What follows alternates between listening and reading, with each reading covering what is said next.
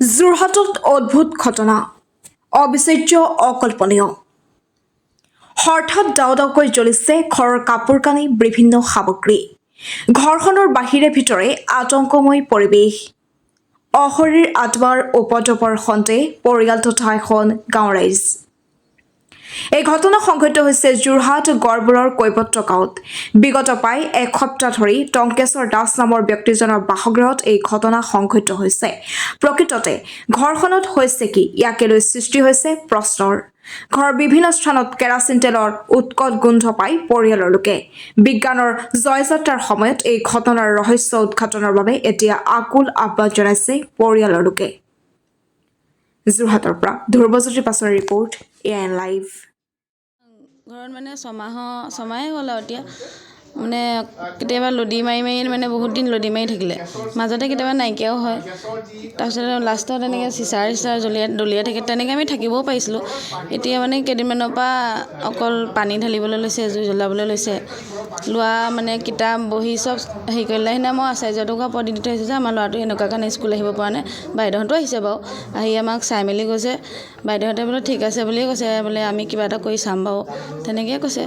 কিন্তু আমাৰ এতিয়া মানে এনেকুৱা এটা আমাৰ অৱস্থা হৈ আছে মানে এতিয়া কাপোৰ কানিও লোকৰ পৰা পিন্ধিব লগা আমাৰ এনেকুৱা অৱস্থা কৰিছে মোৰতো কোনো বস্তুৱেই নাইকিয়া হ'ল কোনো ক্ৰীম নাই পাউডাৰ নাই ফুলি খাৰু চব বস্তু শেষ হৈ গৈছে এনেকুৱা এটা হৈ আছে আপোনালোকে যদি সহযোগ কিবাকিনি কৰিব পাৰে আমাক কৰি দিলে আমি ভাল পাওঁ সেইটো গোন্ধ পাইছোঁ বাৰু কিন্তু এতিয়া কি হৈছে সেইটো নাজানো বাৰু আৰক্ষীক আমি খবৰ দিছিলোঁ কিন্তু আহিছিলে বাৰু আহি ক'লে যে আপোনালোকে আমি কিবাকিবি পালে বোলে খবৰ খাতি পালে কম বাৰু বুলি কৈছে তেওঁলোকে আমাক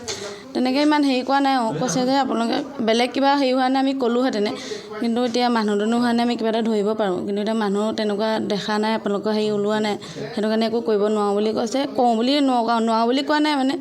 কৈছে যে সেনেকৈয়ে কৈছে যে আমি কিবাকিবি খবৰ পালে আপোনালোকক জনাম মানুহ যদি পাওঁ সহায় কৰিবলৈ ক'ম বাৰু এনেকৈ কৈছে জুই ক'ত উঠিছে সেয়া চাই থাকিব লাগিব আৰু জুই কেতিয়া উঠে ধৰিব নোৱাৰে মানুহৰ জুইকুৰা দেখিলেহে আমি গৈ পাওঁগৈ সন্দেহ আমি এতিয়া চবৰে লগতে অলপ ভালেই মই মানে শহু বুঢ়া হওঁ আৰু এতিয়া মুঠৰ এই সিহঁতক সুধিছোঁহি মই ভালেৰে সুধিছোঁ যে তহঁতৰ কাৰোবাৰ আছে নেকি সিজাবলৈ সিহঁতে কৈছে যে কাৰো আমাৰ লগত সিজা নাই এতিয়া কোনে কৰিছে আমিও সিমানটো নাজানো কিন্তু আমি ধৰাও নাই যে এইজনে কৰিছে বুলি আপুনি কিমান দিনৰ পৰা আছে মই ইয়াত আজি 6 দিনত পৰিছে আপুনি দেখিছে কৈছে মই নিজেই চব জুই মই নুমাই আছোঁ কিন্তু জ্বলা পাছত পাওঁগৈ দৌৰি যাওঁ চকীৰ ওচৰতে জ্বলা নাই তেনেকৈ তাৰপিছতে এতিয়া এনেকৈ চাই থাকোঁ আৰু জ্বলি যায় গম পাই যাওঁ যেনিবা বনটোলৈ নহয় জ্বলাহে পাই যাওঁগৈ আৰু এনেই এই ইমান টাইমত এতিয়াহে শুনিলে নহয় এতিয়া কাচিন তেল জ্বালে যেনিমান তেনে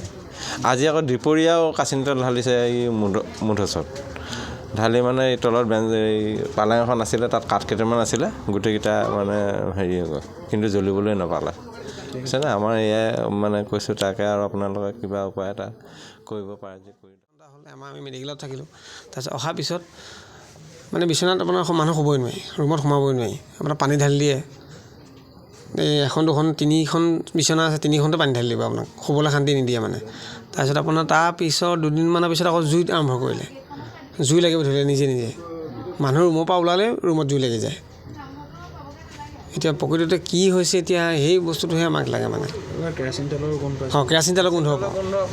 কিন্তু আমাৰতো ঘৰত কেৰাচিন তেল ইউজ নকৰোঁৱে কিন্তু ওচৰৰ পৰা যদি কোনোবা কৰে নাজানো বাৰু কিন্তু বস্তুটো ধৰিব পৰা নাই আমি কি হৈ আছে ঘৰৰ পৰা মানুহ ওলাব নাই আমি থাকোঁ বাহিৰত এই গৰু গোহালিতে শুবলগীয়া হৈছে কাপোৰ দেখিলে গম পাবই আপোনালোকে ৰুমকেইটা চালে গম পাবই কেনেকুৱা হৈ আছে ৰুমৰ অৱস্থা আজিও জ্বলিছে আজি আপোনাৰ 10:30 বজাত জ্বলিছিলে তাৰপিছত মই অলপ ওলাই গৈছিলোঁ আহি দেখিছোঁ জ্বলিছে ঘৰত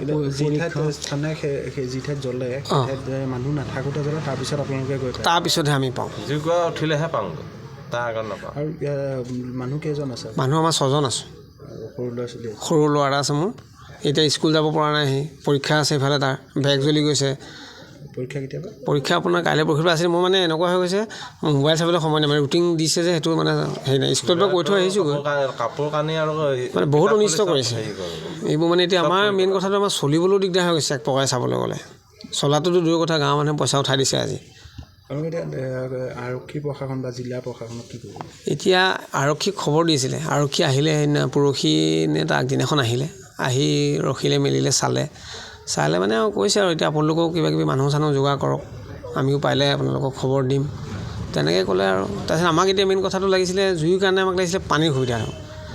মেইন কথাটো পানী নাই, পানী প্ৰব্লেম আমাৰ টেপো নাই বাৰু ঘৰত, লোকৰ ঘৰৰ পৰা পানী আনি খাওঁ, কিন্তু পানীৰ সুবিধাটো আমাক লাগিছিলে মেইন কথাটো। পানীটো যদি সুবিধা থাকিলে হ'লে তেতিয়া অলপ ভাল আছিলে মানে। এতিয়া আৰু কি মানে বৈজ্ঞানিক যুগ, এতিয়া ধৰক CCTV কেমেৰা লগাই বা তেনেকুৱা সেইকেইটাতো আমাৰ এতিয়া সেয়া লগাবলৈতো আমাৰ হাতত সাধ্যটো নায়েই। যদি এইটো আৰু আৰক্ষী প্ৰশাসনে যদি লগাব পাৰে, লগাই দিলেতো ভাল আছিলে। প্ৰকৃততে মানে ৰহস্যটো লাগে যে কি হৈছে বস্তুটো, এনেকুৱা বস্তু আজিলৈকে দেখা নাই, শুনা নাই, কিন্তু এতিয়া আমাৰ ঘৰতে মই এইটো বস্তুটো পাইছোঁ মানে। যিখিনি জ্বলি গৈছে সেইখিনি কিবা পৰীক্ষা নিৰীক্ষা কৰা নাই, এইবোৰ একো নিয়া নাই, এইবোৰ একো বস্তু নিয়া নাই। আহিছে তাত ৰৈছে, কথা পাতিছে, গৈছে, এইবোৰ নিয়া নাই। বস্তু আৰু দেখিছে কিমান